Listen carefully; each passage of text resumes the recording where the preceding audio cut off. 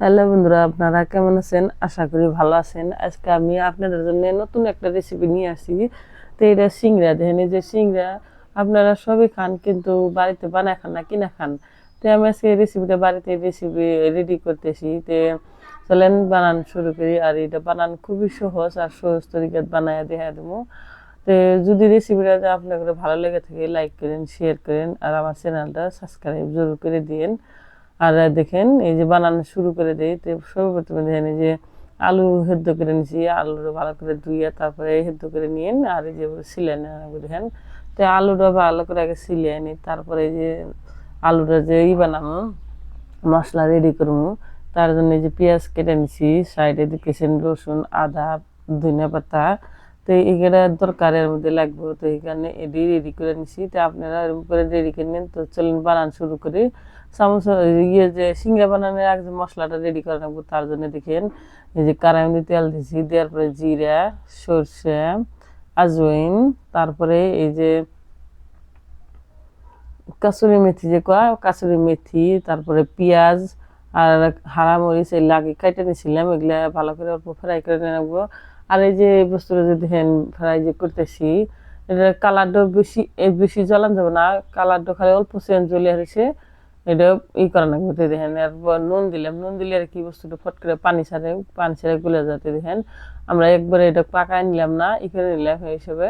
তো এবার দেখেন আগে এটা ওইটি থাক, তারপরে আমরা এক কাম করি আটাটো লাগাই নিই। তো তার জন্য 1 কেজি ময়দা নিছি, আর এর ভিতরে দিলাম এই যে রিফাইন তেল, তারপরে স্বাদ অনুসারে নমকটা দিবেন।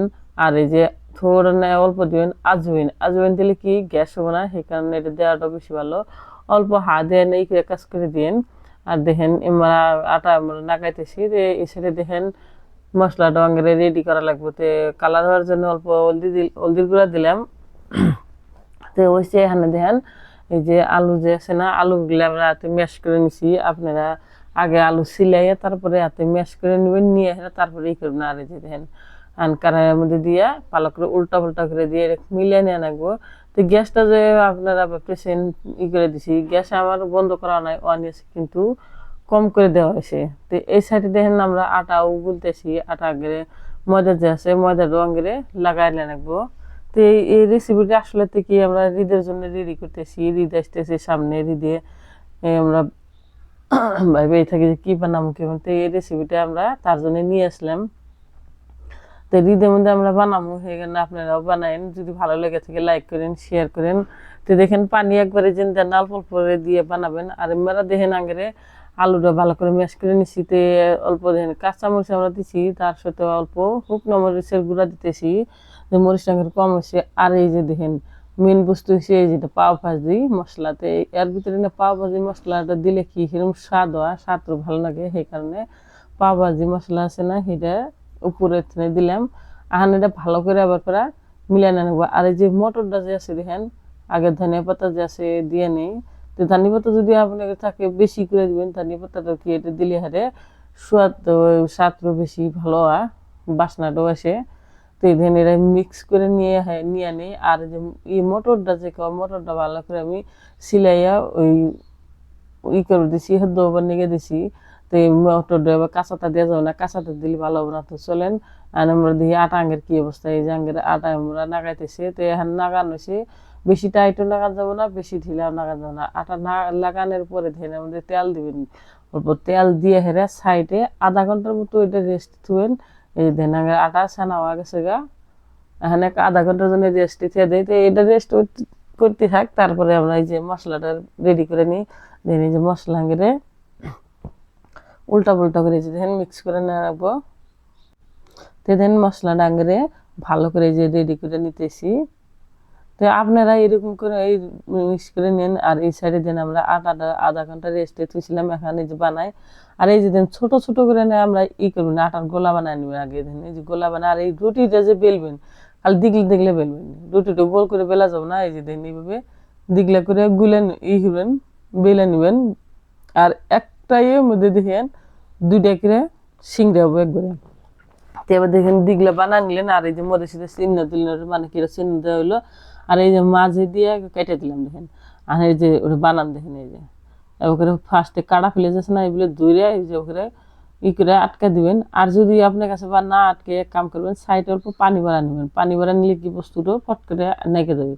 তো আমার অল্প আটাটা অল্প বেশি নরম হয়েছে, তো সেই কারণে আমরা পানিটা দিই নি। আর আপনারা পানিটা জরুর দিবেন, দিয়ে তারপরে লাগাই দিবেন, আর খুলবো না। এই ধরেন ওকে গোল বানা নিয়ে তারপর সে কি করবেন, এই যে আটা দিলেন, এই যে মশলা যে রেডি করছেন না আলু ভর্তা, তা আলু ভর্তাটার মধ্যে দিয়ে দিবেন, দিয়ে এই যে দেখেন কেউ করে বানানো পাঁচমোড়া একটা, যদি বেশি হয় না পাঁচমোড়া একটা এই যে ওখানে চুনোর দিয়ে দিবেন, দিয়ে এই যে দেখেন আটকা দিলেন। কত সুন্দর আগে দেখেন সিংড়া রো আঁকে লোকা। তো এইরকম ভাবে সব সিংড়া বাড়তে বানা নেবেন।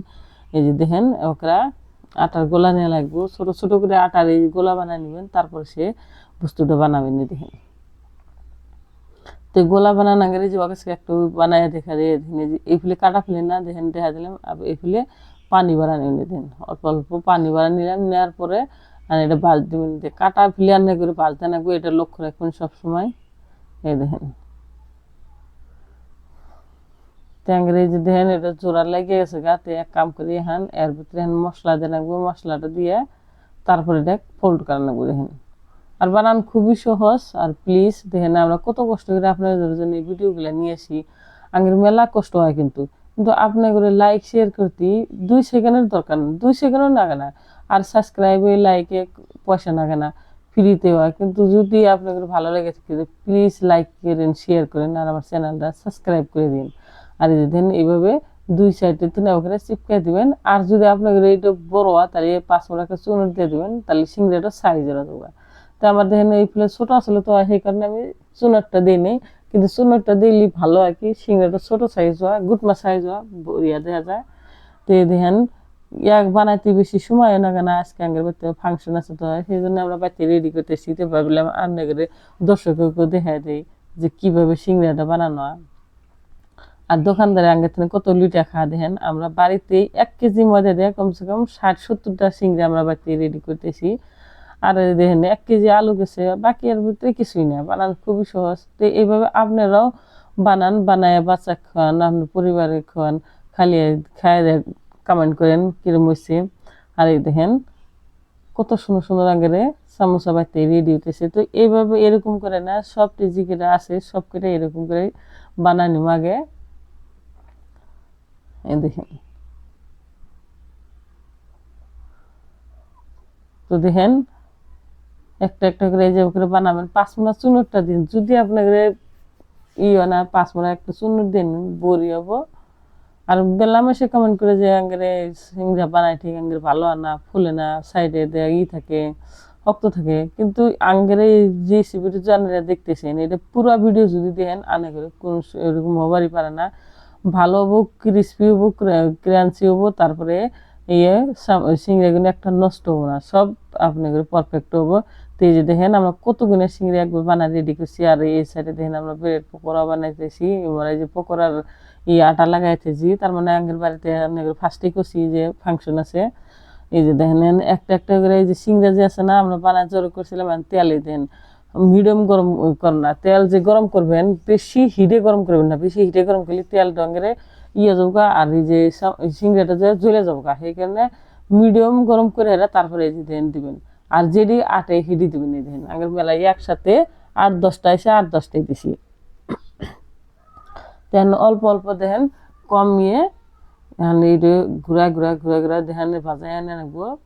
দেখেন আমরা একটু ভালো করে ভাজা নিই, তারপরে আগের ভিডিও যে আছে এখানে প্রসেসখানে দেখাই দিই। আর বানান খুবই সহজ। যে দেখেন এইভাবে অল্প টাইম পরে পরে তেল ছিটে দিন উপর দিয়ে, তা নাহলে এইটা উল্টাই দিন, উল্টা দিলে বেশি ভালো। দেখেন এই যে করে উল্টা পুল্টা করে দিবেন না, উল্টা পুল্টা করে দিলে বেশি ভালো হয়।